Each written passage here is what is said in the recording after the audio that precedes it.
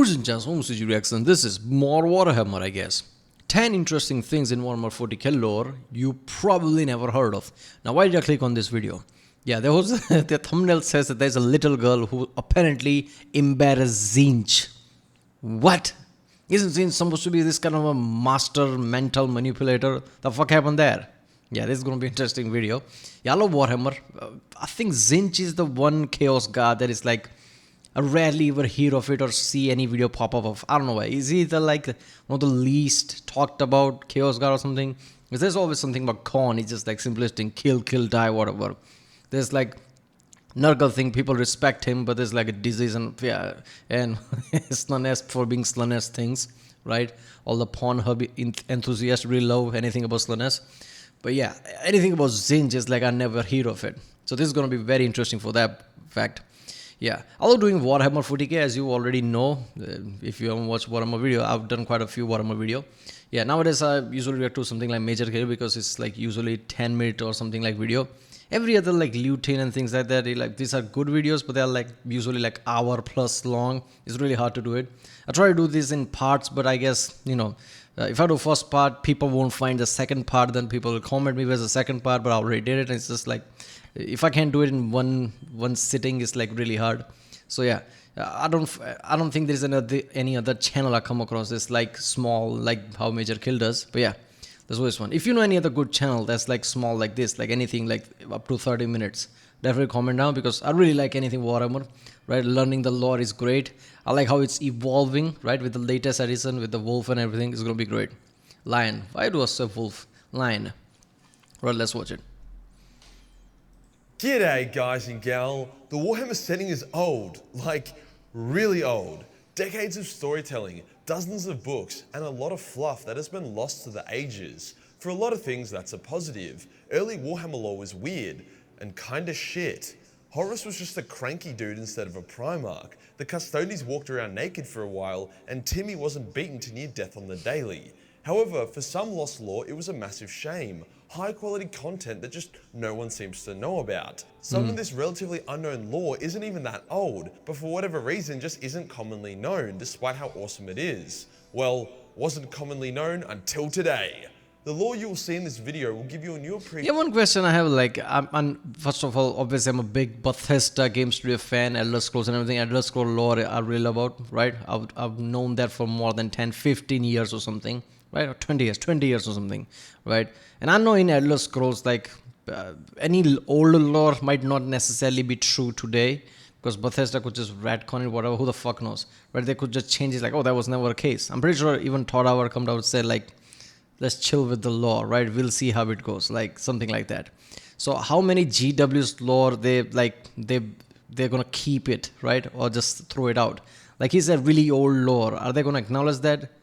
Because that's one thing I really hate when somebody do, like, okay, it's a lot of work, but lots of YouTube channel does it. They know lore really well. Like, how hard can it be to keep up with the lore, right? So if something really old, they even consider it real right now, or they just discarded it. That's something. Appreciation for the Warhammer setting. Some of it is very interesting and original, some of it is funny, and some of it will shake the very foundations of your being. Or maybe not, but a bit of dramatic flair never went astray. Before we get started, without sounding like a self-absorbed Slaaneshi simp, a lot of people do ask me, Major Kill, how do you dedicate most of your life to Warhammer and not become a fat sweaty neckbeard? The answer is simple. I've found various healthy foods that are super easy and convenient to prepare and consume. The best example of this is Magic Spoon, a range of cereals that emulate the taste and texture of your favorite childhood cereals without the whole, you know, enough sugar to give you diabetes thingo. Like at 14 grams of protein and absolutely zero sugar, the macros on Magic Spoon are unreal. If you've been watching this channel for a little while, you would know that Magic Spoon is a product that I genuinely use. Usually they send creators this much product for demo, but I was like, nah, give me more. So they sent over this as well. So if you want a delicious, nutritious, and nostalgic variety of cereals, then use my link and code MAJORKILL below for $5 off any order. Cheers to Magic Spoon for sponsoring this video. Today we'll go over the various bits of lore that you probably haven't heard of in Warhammer 40k. This video... Okay, what is this here? Is this something Necron of, right? What are they called, those big ass Necrons?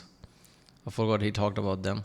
My memory is not good today, but you know, one of the recent videos saw about how some of the Necrons are really powerful, right? Is this one of those? It's pretty sort of looks like it. It will be Helmet more of of a it. collection of lore tidbits rather than one smooth flowing thing. If this does well, then I do another part. Also, I do need to shout out the 40k lore subreddit, as most of the lore in this video I learnt from reading into various excerpts and references from there. Hey, just because all the Warhammer subreddits fucking hate me, doesn't mean I can't extract some kind of value out of them. Let's get into it. Even I've seen the comments. So I don't know why people hate him, man. I guess because he does this kind of like a weird, funny way. I guess people hate it because of that. The first tidbit of unknown lore is about Fulgrim, that raped snake man. Fulgrim has been AFK from the setting for a long time, only popping up once to get absolutely dunked on by the Giga Chad Rylanor. So what has he been doing for 10,000 years? Well, as much as I'd like to say he's just been beating his meat the whole time, it's actually a bit more interesting than that. See, Fulgrim transformed his pleasure planet into an exact replica of Chemos, which is his home planet. He then kidnapped millions of people and basically recreated his Primarch origin story, reliving his early days in exact detail. Once he had gotten bored, he killed everyone, then kidnapped another couple million to do it all again. Except this time he would take on a new role. Maybe this time instead of the savior Primarch, he would be the oppressive overlord. He would roleplay for a few years, get bored, kill everyone, jerk off for a while, then rinse and repeat. It got so bad that his pleasure planet now has literal mountains of corpses from all his discarded toys. So Damn. if you ever feel bad about procrastinating or just being lazy, remember that Fulgrim killed millions just so he could relive his childhood. While we're on the topic of Slaanesh, there is a wacky bit of lore, which is basically that there's a planet which is one big fat motherfucker. The science behind this makes zero sense for a wide variety of reasons, but during the Abyssal Crusade, when a dumbass lord sent thousands of space marines to invade the Eye of Terror, resulting in the deaths or corruption of pretty much every space marine that went, some of them ended up on this fat man Slaaneshi planet. The planet also hosts a lot of Slaaneshi demons and is even a homeworld for some noise marines. While this lore is incredibly grimderp, I'll allow it because it's fucking hilarious. Space Marines have a lot of incredibly unique abilities that you may not have heard of. Stuff like being able to put themselves into a hibernation cocoon, as well as the ability to spit Alright, is that planet supposed to be made from organic matter? Is that what it is? Because that wouldn't work in real world, right? Physics wouldn't allow it, but I guess it's Warhammer, why not? But that would like compress it in a way that wouldn't be a flesh anymore. Let's just say it would be weird rock at best. acid being some of the stranger examples. However, the secret ability you probably haven't heard of is their ability to consume flesh, blood, and brains of their enemy in order to relive the memories of the dead. As you can imagine, whilst this is super handy, it's also pretty fucking grim. Like, imagine you're a guardsman who's just been saved by some ultramarines. You look up to these glorious angels and suddenly one of them is like, "We need intel on where their base is." So the other studies a nod, then they just start fucking tearing into the dead, munching down their brains and shit. You would be like, bruh, maybe the flesh tearers do have a point. Speaking of Space Marines, did you know that a number of well-known Chaos Space Marine characters are actually cultivators and connoisseurs of various alcohols? Ahriman owned a vineyard on Prospero before it got absolutely shat on, and he actually created very good wine. He was very proud of it. It was described as flavoursome and He was a spaceman legion from, what, I guess, corn or something, wearing red and everything, just sitting with one leg up, just, you know, enjoying wine, like, this is like subliminal. Just corn saying like, what the fuck are you doing? Kill, blood, skull, what happened to that? forceful, yet with enough subtlety to surprise. He even implied that when the Great Crusade was over, he would dedicate his life to creating the best goddamn wine around. In a similar vein, Abaddon brewed his own, beverages as well. Unlike Ahriman though, Abaddon's drink was fucking shit. But Major Kill, the world eater that drank it genuinely enjoyed it. Yeah, well, world eaters also enjoy getting nails in their fucking brains, so I wouldn't really use them as a reference point. Abaddon's drink consists of, I shit you not, adrenal gland fluid taken from living slaves, the tears of virgins, the blood of children, the corpses of psykers, as well as the venom of the neverborn, among other stuff. Abaddon actually tried to artificially create raw warp energy, but failed, hence turning the failed result of his experiments into his own moonshine. It was described as tasting like raw chemical engine coolant, and would instantly kill any non-augmented human who tried to consume it. So whilst I'd probably opt for Ahriman's delicious wine, I still gotta give points to Abaddon for arguably the most complicated cocktail in the universe. Yeah, people like Abaddon are fucked in the head is a kind of understatement, isn't it? Like, imagine that if you were literally in the same room, you wouldn't even want to sit down close to him. That's how fucked in the head they are. The next lore tidbit refers to how bonkers the Imperium was during the Great Crusade, more specifically the existence of hunter servitors.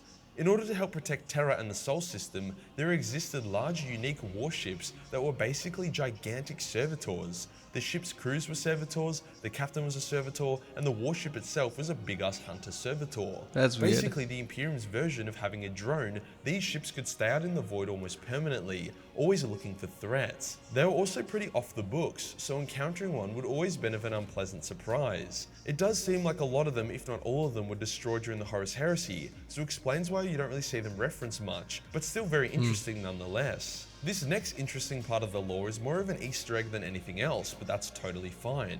Fabius Bayer was born on Terra, in a place called Ingolstadt, Bavaria. I definitely fucked that up, but you know what I mean. Cool story, Major Kill. But wait, do you know who attended the University of Ingolstadt? That's right, Victor Frankenstein. As Fabius is about as Frankenstein as it can get, literally Frankenstein with none of the moral dilemmas, plus a lot of futuristic tech, it's a nice nod to the story and a subtle Easter egg for one of the most infamous characters in the entire setting.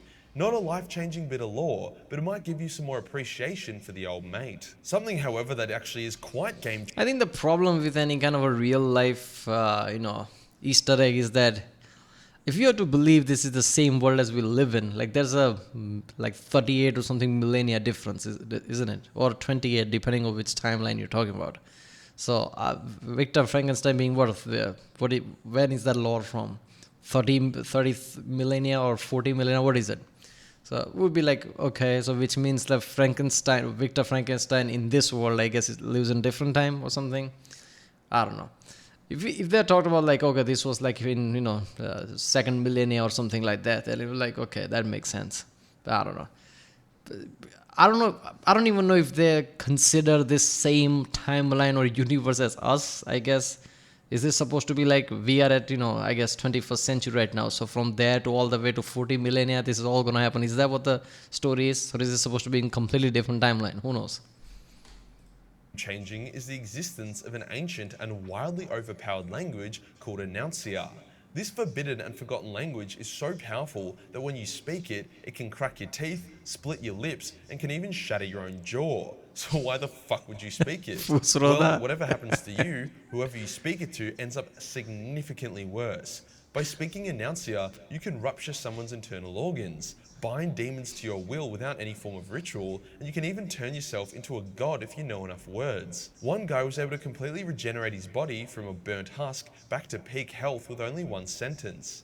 The kicker is that you don't even need to be a psyker in order to use it, yet the power gained from Annuncia are often way more powerful than psyker abilities. That's Knowing some bad Annuncia shit, would man. be like having unlimited psyker powers without any drawbacks. Bitch about all the time that you could make a Elder Scrolls level game out of this and you can add something like that as your power. They'll be close to shouts from Skyrim. They'll be fucking awesome. Like, you have these kind of powers. Like, it's part of the lore. As long as you knew Annuncia well enough not to have your jaw explode when you're attempting to speak it. So why isn't Annuncia more of a thing? Well, like I said, it's a forgotten and lost language, maybe invented by the old ones to help shape the galaxy. A few bad guys try to basically put a dictionary of it together through extreme effort and a lot of heresy. And whilst they managed to do it, the Inquisition quickly destroyed it and put an end to their schemes. Sure, in the right hands it could save mankind, but in the wrong hands it could doom it. As Warhammer is, Warhammer, it's probably a good thing that it was suppressed. Yeah, the bad guys all our always wrong end hands. up with the good stuff if the good stuff is allowed to exist. Something a bit wholesome now. Did you know that Malkador collected and preserved many sacred artifacts from Earth? The Mona Lisa, the works of Van Gogh, the first ever clay pot made by humanity. These are just a few items in his secret museum. Other stuff include the first ever warp drive and the last Gutenberg Bible. It's a subtle, seemingly unimportant section of lore, but it gives a lot of context to the type of man Malcador is. It really humanizes him and makes him relatable. After all, if you were an immortal man second only to the Emperor, you'd probably collect some cool shit as well. Speaking of wholesome, did you know that the Emperor was not the oldest human alive during the Great Crusade and Horus Heresy? Alanus Pius was even older, and the two were ancient friends. Despite the Emperor's purge of religion, Alanus remained a devout Catholic, and he continued to wear the cross despite religion being outlawed. The Emperor actually made an exception for... Okay, how is he older? Is an emperor supposed to be all the way from, I don't know, caveman time or something? Like really, really old? Right? Isn't he supposed to be something like that? Alanus because he respected him so much. I mean, it wasn't always sunshine and rainbows between them. I'm pretty sure Alanus stabbed the Emperor for being a dickhead once, but when the Emperor was mortally wounded by Horus and Alanus stood in front of his old friend to protect him, he was still wearing his ancient cross. And finally, the last interesting bit of lore for this video. You know Titsnitch, that extremely complicated scheming chaos god that loves to confuse people? Yeah, well, he has a crystal labyrinth in his realm that is more or less impossible to escape from. It's basically a maze that is constantly changing and readjusting to throw you off and leave you trapped in there forever. It also has a guardian who riddles you with impossible riddles, and if you get it wrong, he eats you. So yeah, a bit of a challenging place to visit, except for one person. Yeah, it's not clever. Clever my ass. If you keep constantly change the maze, you're just being a dick. Design a maze that is just impossible, somehow design it so clever that it's impossible to escape for most people. Then it's clever. If you change it, you're just being a dick. Somebody just figures it out, you just change it. That's like, come on. A young girl and her small black dog. To Titsnitch's absolute surprise and shock, this little girl entered the maze, got all the riddle answers correctly, avoided all the traps and misdirections before completing the maze and leaving Titsnitch's realm. To this day, the Lord of Change is still baffled by the occurrence, and he even asked his guardian what the fuck happened. The guardian said he thinks she cheated, but as the guardian is deaf, it's kinda hard to rely on him. It's unknown who or what the girl was. Some theories say it was the Emperor taking the piss out of I was just Titsnitch. about to say that. Probably was the Emperor in a little girl's... First of all, how did she get in that realm in the first place? Has to be some kind of like Emperor type of entity, right? Or some of the old one type of guy who just tried to fuck with him. I don't know. This is so weird lore, man. I'm guessing there's not going to be much detail about that, who the girl was or whatever. I feel like it could be Emperor trying to fuck with him or something. Others say it's an unknown cosmic being. It could also just be a lost little girl whose naivety towards her surroundings allowed her to escape them. But regardless, it's a fun and relatively unknown bit of lore from over 10 years ago. It's little bits and bobs like this from Warhammer lore that sets it apart and really shows the depth and complexity of a setting that is older than myself. Yeah, seriously. A dog and a girl. The scenes. Imagine every other chaos god. Ooh, look at, here comes the Zinj who got bested by a girl. You want to call your father? Man, it's just fucked up. Alright, well, that was 10 interesting things in Warhammer 40k lore. You probably never heard of part 1, so there's going to be part 2 or something. Alright, he already made it. I guess he already made it or something. I don't know. But yeah, this was great. Alright, people, if you like my reaction, don't forget to subscribe. I'll see you next time.